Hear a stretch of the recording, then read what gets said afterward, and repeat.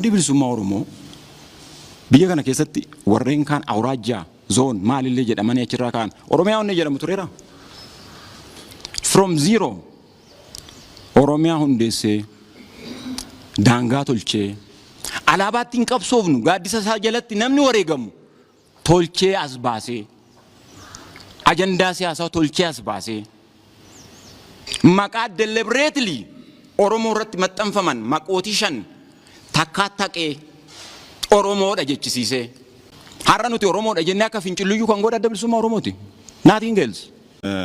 Faadaa gaastee faaxaa gaanii sabboonummaadhaan geggeeffamee garuu sirna sabboonummaa sanaan caasaa mootummaa ijaaruu hin dandeenyedha. Yes, hin dandeenye. Achi kaana. Yaa addaatu shaashii wayyaa yaa hammaatu xaaliyaa wayyaa jedhanii fincila Haayila Sillaasee irratti kan mul'isaa turanii bifuma wal fakkaatuun sunis fincila diddaa gabrummaati. Adda bilisummaa Oromoo ka jalqabaa diina keessatti meera qabsaayi. Adda baasee kun olaal kana diina keessatti hin jedhe sitti argisiiseera. Kanaan achi dhaabni waliigaltee namootati malee ofiisaatiif dhaabni waan lubbuu qabuu miti. Namoota achi keessa jira. Identify godheera. Seenaa keessatti diinni keebel sitti argisiisa addaan baasete. Lakkiin qabsaawanii gabrummaa jalan taa'utti mirga keeti. Biyya kana keessatti dhaabni jalqabaa, dhaabni siyaasaa jalqabaa Maisoon akka ta'etti namoonni baay'een kan beeku bara 1968 waggaa 8 san dursee dhaabni dhaabbate jira kan Oromoon hin beekne kan Oromoodhaaf dhaabbate. Faadaa gaastee faaxaa gaanii sabboonummaadhaan geggeeffamee garuu sirna sabboonummaa sanaan caasaa mootummaa ijaaruu hin dandeenyedha. Yes, hin dandeenye. Achi kaana.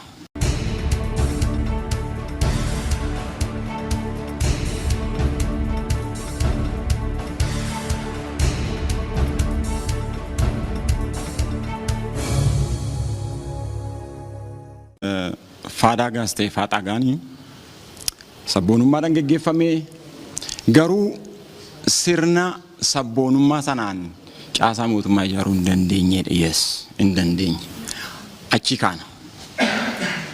Back and forth dudduubattis deddeebi'aatii waan tokko tokko kaasatee ilaalla. Dhugaadha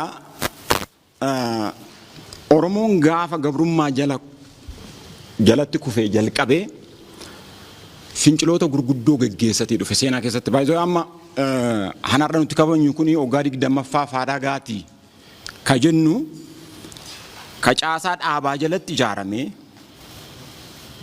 hooggansa dhaabaa jalaan gaggeeffamee bu'aa barbaadu yookiin immoo wanni inni gaafatu itti kaffalamee as geenye sana malee Oromoon waggaa 168 har'aa irraa eegalee waan wal fakkaatu geggeessaa ture tokko kuni seenaa keessatti akkatti taa'e qaba. Hawaasni keenya magaalaa keessa baay'een hin jiraatu sanaan dura. Hammi jiru sun immoo miidiyaadhaaf dhiyoo miti. Ijaa kana ta'eef namoonni baay'ee waan sana quba qabaachuu dhiisuu danda'uuti malee bara 1930moota keessa karaa baatiin fincila Mahammad Torbanii kan jedhamu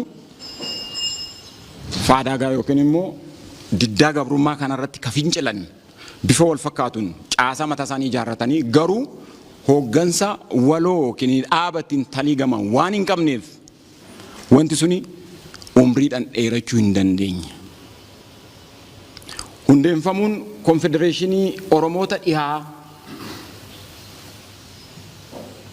fincila diddaa gabrummaa keessaa isa tokko.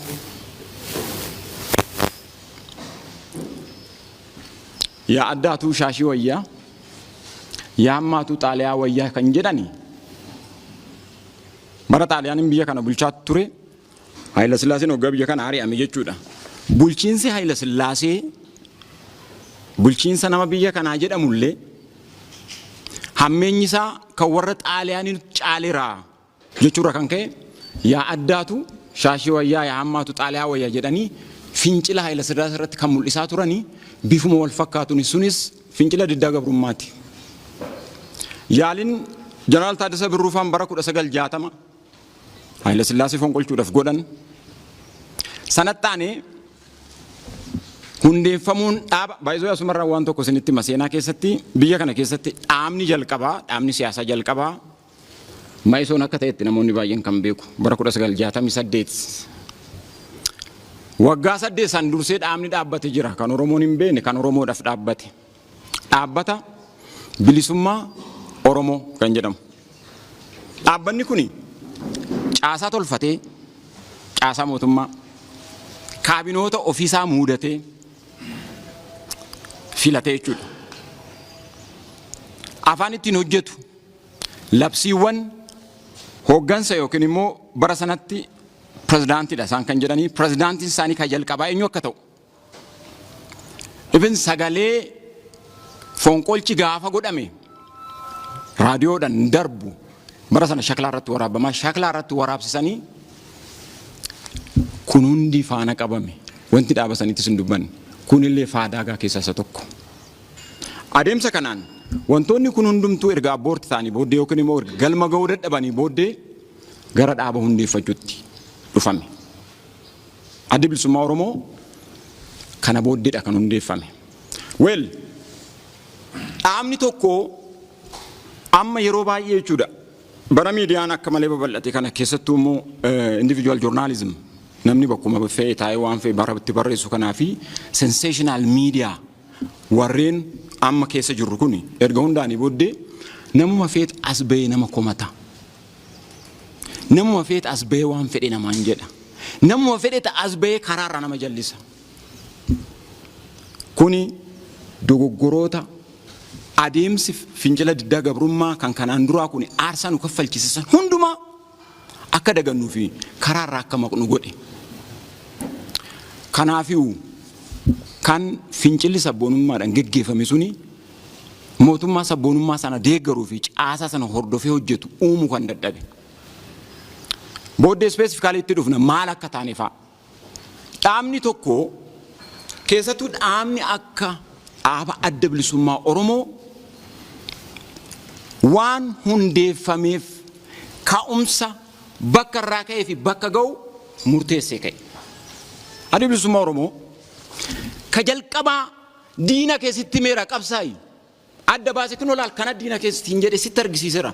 Kanaan achi dhaabni waliigaltee namootati malee ofiisaatiif dhaabni waan lubbuu qabuu miti. Namoota achi keessa jira. Identify godheera. Seenaa keessatti diinni kee ebelu sitti argisiisa addaan baasete. Lakkiin qabsaa waan gabrummaa jalan taa'utti mirga keeti. Lakkiin an qabsaa bilisummaatti an baawwattes suma harka jira. Kanaan achi dhaabni waan komatamuuf hin qabu. Namni baay'een addi bilisummaa Oromoo kun maaluma godhe? Maal akka godhu faatu eeggama. Addi bilisummaa Oromoo akkaataa itti hundaa'eef waan qabatee ka'ee wal qabatee dhibbeenta 80 ol wantoota deebiseera baay'isoo. Hissa farreen lakkoofne malee nuti. Dhaabbileen kan biyya kana keessatti ogguu mormii jalqaban yookaan tokko yookaan lama yookaan sadi yookiin immoo sanaa olii jalqaban. Addi Bilisummaa Oromoo zeeroorraa jalqabe. Zeeroorraa. Har'a nuti Oromoodha jennee akka fincilluyyuu kan godhe Adda Bilisummaa Oromooti. Nothing else. Faadagaan nuti odeessinu kuni ta seenaa waggaa 20 qofa odoon taane ka seenaa 100 waggaa 168 har'aatirraa jalqabee dhufe extensioniin isaa hanarraa Addi Bilisummaa Oromootti fufsiise. Kan Addi Bilisummaa Oromoo biyya kana keessatti warreen kaan awraajjaa zoon maalillee jedhamanii achirraa kaan Oromiyaa onnee jedhamu tureera. From zero Oromiyaa hundeessee daangaa tolchee alaabaatti hin qabsoofnu gaaddisa isaa jalatti namni wareegamu tolchee as baasee ajandaa siyaasaa tolchee as baasee maqaa deliberately Oromoo irratti maxxanfaman maqootii 5 takkaa taqee Oromoodha jechisiisee maqaa tokkoon gaaddisa tokko jalatti pirogiraamii tokkoon akka nuti qabsoofnu godheera. Maal tafe tokko caasaa akka sila lammina si kaase mootummaa waan sana deeggaru hin hundeessine. Yes, hin hundeessine. Gaabbuu danda'u nurra baay'isoo namni hin gaabbine namni waanuma argatetti gammadu bakka hin ga'u.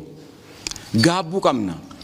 Maaliif hundeessuu danda'an amma waa'ee faadaagaa waa'ee faaxaagaa as keessa jiru amma fakkeenyaaf namoonni bara san keessa kutaa Oromiyaa kana bakka adda addaa aana dabalatee warreen as keessa jirtan jirtu warreen nu keessa achi goranii achas kolfanis hin jiru warreen wareegamanis lubbuu isaanii jannatu isaanis hin jiru primarily nuti nama reportativity nama gochaa turre kutaa Oromiyaa zooniin Oromiyaa nuti irra deemnee kan namoota recruiting goone ani leenjisne yoo jiraate amma dubbachuun hin danda'amu isa sinitti muufi miti nuti akkana taane akkana goone fi miti amma wanti jiru maalinni akkasitti kakaasne sabni kun itti hirmaate dhiigni sun hundi lola'e ijoollee kichuu san hunda dhabne finally maaliif kan waan jennee fi bakka jennee ga'uu dadhabne ka jalqabaa akkan sila jedhe nuti sensational media kanaaf haaraa waan taaneef abbaadumaas beetu karaara nu jallisa akka bishaan gabatee irraa sana achi nu jallise gadi nu naqa as jallise gadi nu naqa dhaabbannee ilaaluu qabna qabsaan gosa sadii jira tokko abbaa yaadati namichi yaada sana jalqabee qabatee ka'e inni yaada sana irratti cicha hinduu amalee yaadicha hin gadhiisu lama hirkata yoo atis tolchite sitti hirkatee deema yoo sunis tolchi itti hirkatee deema bakkuma itti dhiitte bula namni akkasii sadaffaa gufachiistonni yeroo hundumaa boorus iftaanis dargaggeeyyinas keessa jirta wanni irraa of eeguu qabnu gufachiistonni baay'ee arraba oo'u abbaa yaadaa san uyyuu caalu isaa hunda goggorsiisu aha namni kun dhugumaayyuu hamma kana abshaala hamma kana beekadha hamma kana ariifataadha hamma kana hoo'adha yaadichuma kanaa itti kennee hoogganuu laata hanga namichi jedhutti dogoggorsiisu namoonni akkasii kana wallaalle wanni karaarraa nu